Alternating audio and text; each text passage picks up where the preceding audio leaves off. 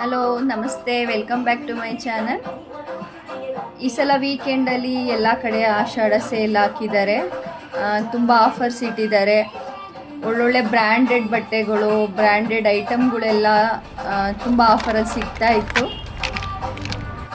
So ಹಂಗಾಗಿ ನಾನು ನನ್ನ ಚಿಕ್ಕ ಮಗಳಿದ್ರು ಈ ಸಲ ವೀಕೆಂಡಲ್ಲಿ ಶಾಪಿಂಗ್ ಹೋಗೋಣ ಅಂತ ಹೊರಟ್ವಿ. ನನಗೆ ಸ್ವಲ್ಪ ಒಬ್ಬೊಬ್ಬಳೇ ಹೋಗೋಕ್ಕೆ ಇಷ್ಟ ಆಗಲ್ಲ, ಯಾರಾದರೂ ಜೊತೆಗಿರಬೇಕು.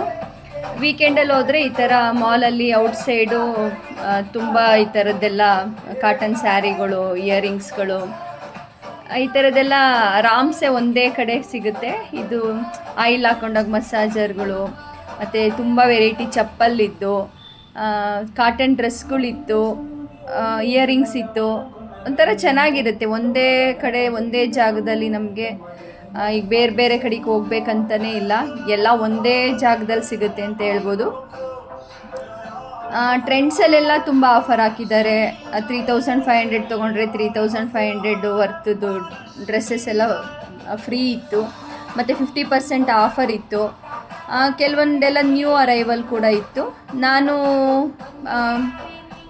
ಒಂದಷ್ಟು ನ್ಯೂ ಅರೈವಲಲ್ಲೂ ಸೆಲೆಕ್ಟ್ ಮಾಡಿದೆ, ಒಂದಷ್ಟು 50% ಆಫರಲ್ಲೂ ಕೆಲವೊಂದು ಸೆಲೆಕ್ಟೆಡ್ ಬ್ರ್ಯಾಂಡೆಡ್ಡು ತುಂಬ ಕಾಸ್ಟ್ಲಿ ಇರ್ತಾವಲ್ಲ, ಆ ಬ್ರ್ಯಾಂಡೆಲ್ಲ ವರ್ತ್ ಅನಿಸುತ್ತೆ ಈ ಟೈಮಲ್ಲಿ ತೊಗೊಳ್ಳೋದು. ಹಾಗಾಗಿ ನನಗೆ, ಮಕ್ಕಳಿಗೆ, ನಮ್ಮ ಮನೆಯವ್ರಿಗೆ ಎಲ್ಲರಿಗೂ ಒಂದು ರೌಂಡು ಶಾಪಿಂಗ್ ಮುಗಿಸಿ ನಂತರ ಮ್ಯಾಕ್ಸ್ಗೆ ಹೋದ್ವಿ. ಮ್ಯಾಕ್ಸಲ್ಲಿ ಒಂದಷ್ಟು ಮಕ್ಕಳಿಗೆ ಬಟ್ಟೆ ತೊಗೊಂಡೆ. ಆವಾಗ ನಮ್ಮ ಚಿಕ್ಕದು ಸ್ವಲ್ಪ ಹಿಂಗೆ ಓವರ್ ಆ್ಯಕ್ಟಿಂಗ್ ಆಡ್ತಾಯಿತ್ತು. ನೆಕ್ಸ್ಟು ಯಾಕೋ ಗೊತ್ತಿಲ್ಲ, ಸ್ವಲ್ಪ ದಿನಗಳಿಂದ ಒಂಥರ ಆಲಸ್ಯ, ಬಾಡಿ ಪೇಯ್ನು. ಸೊ ಹಂಗಾಗಿ ಇಲ್ಲಿ ಮಾಲಲ್ಲಿ ಮೇಲ್ಗಡೆ ಒಂದು ಬಾಡಿ ಮಸಾಜರ್ ಇದೆ, ಒಂದು 4th ಫ್ಲೋರಲ್ಲಿ.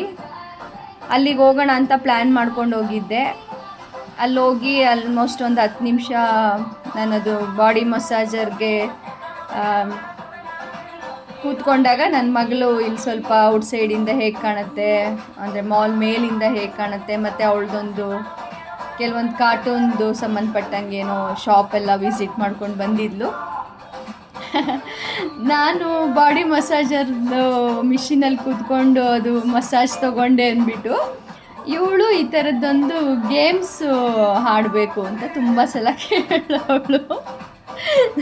ನಾನು ಯಾವಾಗಲೂ ಹೇಳ್ತಿದ್ದಿದ್ದು ಬೇಡ, ಅದು ಭಯ ಆಗುತ್ತೆ ಅಥವಾ ಆ ಥರ ತಲೆ ಸುತ್ತ ಬರೋದು ಬೇಡ ಅಂತ ಕೇಳಲಿಲ್ಲ.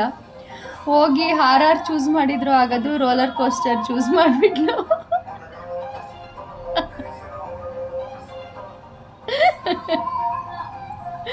ಅದು ಹೆಂಗಿತ್ತಂದರೆ, ಅವಳು ಅದನ್ನು ಏನು ಹೇಳ್ತಾರೆ, ಗೇಮ್ಸು ಒಂದು 10 ಮಿನಿಟ್ಸ್ ಇತ್ತು. ಅದು ಮುಗಿಸಿ ಬಂದಾಗ ಹೇಗೆ ಆಡ್ತಿದ್ಲಂದರೆ, ತಲೆ ಚಕ್ಕರ್ ಬಂದಿರೋದು ನಿಂತೇ ಇಲ್ಲ ಅವಳಿಗೆ. ಮನೇಲೇ ಊಟ ಮಾಡ್ಕೊಂಡು ಹೋಗಿದ್ವಿ, ಆದರೂ ಔಟ್ಸೈಡ್ ಹೋದಾಗ ಏನಾರು ತಿನ್ನಬೇಕಲ್ಲ. ಸೊ ಚೋಲೆ ಭಟೂರ ತೊಗೊಂಡ್ವಿ. ಅದಾದಮೇಲೆ ಬೇರೆ ಏನಾರು ಟ್ರೈ ಮಾಡೋಣ ಅಂದ್ಕೊಂಡ್ರೆ ಅಷ್ಟಕ್ಕೆ ಸುಸ್ತಾದ್ವಿ. ಮತ್ತು ಅವಳಿಗೆ ಸ್ವಲ್ಪ ಟ್ಯೂಷನ್ ಬೇರೆ ಇತ್ತು, ಟ್ಯೂಷನಿಗೆ ಟೈಮ್ ಆಗಿಬಿಡುತ್ತೆ ಅಂತ ನಾವು ಬಂದಾಗ ಒಂದು 2 o'clock ಆಗಿತ್ತು. ನಾವು ಹೊರಡೋ ಅಷ್ಟರೊಳಗಡೆ 5:30 ಆಗೋಯಿತು. ಈ ಮಾಲೊಳಗೆ ಬಂದರೆ ಟೈಮ್ ಹೇಗೆ ಹೋಗೋದು ಗೊತ್ತಾಗಲ್ಲ. ಮತ್ತು ಒಂದಷ್ಟು ಏನಾದರೂ ಬುಕ್ಸ್ ತೊಗೊಳ್ಳೋಣ ಅಂತ ಸ್ವಪ್ನ ಬುಕ್ ಸ್ಟೋರಿಗೆ ಬಂದ್ವಿ. ಸ್ವಪ್ನ ಬುಕ್ ಸ್ಟೋರ್ ಹೇಗಿದೆ ಅಂದರೆ ತುಂಬ ಚೆನ್ನಾಗಿದೆ, ತುಂಬ ನೀಟಾಗಿ ಮೇಂಟೈನ್ ಮಾಡಿದ್ದಾರೆ. ರೀಸನಬಲ್ ಪ್ರೈಸ್ ಇರುತ್ತೆ.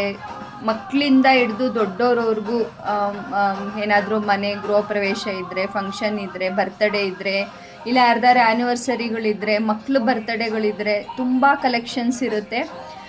ದೊಡ್ಡದ್ರಿಂದ ಚಿಕ್ಕದ್ರವರೆಗೂ ಎಲ್ಲ ಬಜೆಟಲ್ಲಿರುತ್ತೆ. ತುಂಬ ವಿಭಿನ್ನವಾದ ಒಂದು ಆಪ್ಷನ್ ಇಲ್ಲಿ ತುಂಬ ಸಿಗುತ್ತೆ. ಮತ್ತು ಅಲ್ಲಿನ ಸಿಬ್ಬಂದಿನೂ ಅಷ್ಟೇ, ತುಂಬ ಡಿಸಿಪ್ಲೀನಾಗಿ ಮೇಂಟೈನ್ ಮಾಡಿದ್ದಾರೆ. ಮತ್ತು ಚೆನ್ನಾಗಿ ಏನು ಕೇಳಿದ್ರೂ ಎಲ್ಲ ನೀಟಾಗಿ ಪೇಷನ್ಸಾಗಿ ತೋರಿಸ್ತಾರೆ. ನಾನು ಸ್ವಲ್ಪ ಬುಕ್ ಸೆಕ್ಷನ್ಗೆ ಹೋದೆ. ಎಲ್ಲ ನಾವೆಲ್ಸ್ ಇದ್ವು, ಕಾದಂಬರಿಗಳು, S.L. ಭೈರಪ್ಪ ಅವ್ರದ್ದಿತ್ತು, ಕಾರಂತರು, ಬೇಂದ್ರೆ, ತ್ರಿವೇಣಿ ಅವ್ರದ್ದು ಎಲ್ಲ ನೋಡಿದೆ. Almost S.L. ಭೈರಪ್ಪ ಅದು ಪ್ರತಿಯೊಂದು ಕಲೆಕ್ಷನ್ ಇದೆ. ಒಂದು ಬುಕ್ ತೊಗೊಳ್ಳೋಣ ಅಂದ್ಕೊಂಡೆ, ಅದು ತುಂಬ ಏನು ಹೇಳ್ತಾರೆ, ತುಂಬ ದೊಡ್ಡ ಸೈಜ್ ಇತ್ತು. ಆ ಸೈಜ್ ನೋಡೇ ಮಂದ್ರ ಅದನ್ನು ಓದಬೇಕಂತ ಆಸೆ ಇದೆ. ಬಟ್ ತೊಗೊಳ್ಳಿಲ್ಲ ಅದನ್ನು, ಈಗ ಸದ್ಯಕ್ಕೆ ಅಷ್ಟೊಂದು ಟೈಮ್ ಕೊಡೋಕ್ಕಾಗಲ್ಲ ಅಂತ ತ್ರಿವೇಣಿ ಅವ್ರದ್ದು ಶರಪಂಜರ ಕಾದಂಬರಿ ತೊಗೊಂಡು ಬಂದೆ ಓದೋಣ ಅಂತ. ನಾವು ಔಟ್ಸೈಡ್ ಬರೋಷ್ಟು 5:30 ಆಗಿತ್ತು. ಸೊ ಒಂದು ಕಬ್ಬಿನ ಜ್ಯೂಸ್ ಕುಡಿದು ಮನೆಗೆ ಪಯಣ ಬೆಳೆಸಿದ್ವಿ ನಾವು. ಹೇಗನ್ನಿಸ್ತು ವಿಡಿಯೋ? ಮತ್ತೆ ಸಿಗುವ ನೆಕ್ಸ್ಟ್ ವಿಡಿಯೋದಲ್ಲಿ. ಬಾಯ್.